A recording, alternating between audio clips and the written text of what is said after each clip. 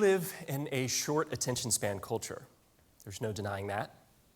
What I want to know is if we can evolve into a long attention span culture. I actually believe it's possible. All we have to do is discover an answer to the following question. What is a long time?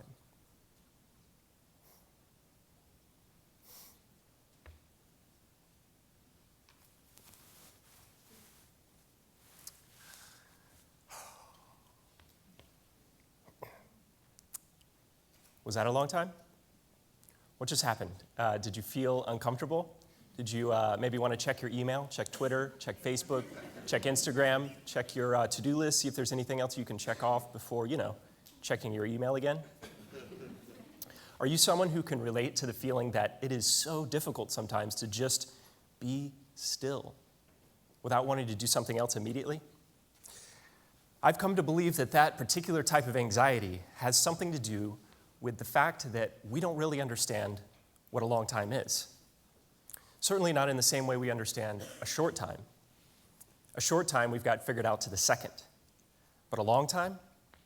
Seriously, what's a long time? Is a year a long time? We're all familiar with a year, right? Or are we? Do you remember when a year actually felt like a long time? When you were younger, there was this sense that a year was like an eternity.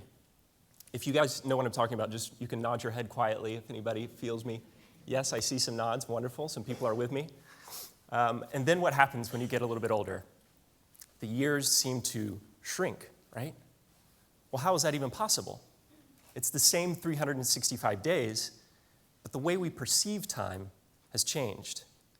And that's because in our adult lives, we pay so much attention to the hours, minutes, and seconds of our days that the expansiveness of a year just kind of trails off into the distance, into the past. And it becomes a bit of a mystery. Before you know it, we'll all be looking at each other saying, I can't believe it's 2015. Bill Gates says that most people overestimate what they can accomplish in a year. And I have to agree with him. But I want to take it one step further.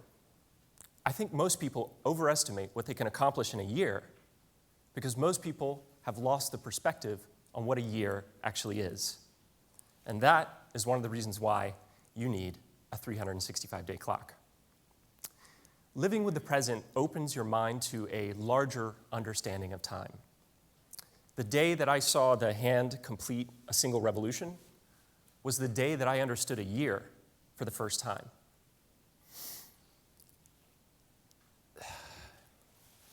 It's something that, I hope everybody has a chance to experience. There's something so special about this moment. It's like you're leveling up. And now I approach my life knowing a year in the same way I know the length of an inch or the weight of a pound. You might be wondering, so what? So what does that do? Well, it's really personal for everybody that lives with the present. But for me, I would say that it makes it so much easier for me to pace myself and also to, just stay consistent. It's a great touchstone for consistency. So that's just my take on it. But the survey that I sent out last week has actually confirmed all of my wildest dreams about what the present can do for you. Reading through the hundreds of positive responses has been the most encouraging and rewarding experience of my professional life.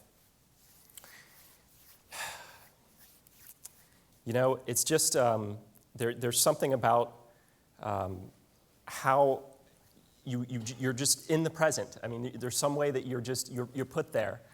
It's really actually hard to describe. You actually have to live with it for a year to really get it. And as much as I'd love to just, read all of these out to you, I actually just brought one. I want to read one of the reviews. And if you're in the audience or you're watching online and you wrote this, thank you so much.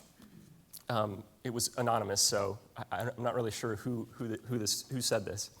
The year used to be a rush of months and weeks zooming by, always constrained within boxes. The boxes of a calendar with dark black lines saying this day is here, This week is next. Time becomes stuck in compartments and boxes, but the present removed the borders, the constraints. I love that about the clock. It's incredible, right? It's the type of stuff I've been reading for the past couple weeks. It's so inspiring. So can we evolve from being a short attention span culture into a long attention span culture? Of course we can. We can do anything, but it might take a long time. I think we're going to love being a long attention span culture as much as we dislike being a short attention span culture. And so I ask you, what could you accomplish if you actually believed that time was on your side? That's the end of my talk, but it is the beginning of an adventure to add more value to life. One person, one clock, 1 year at a time.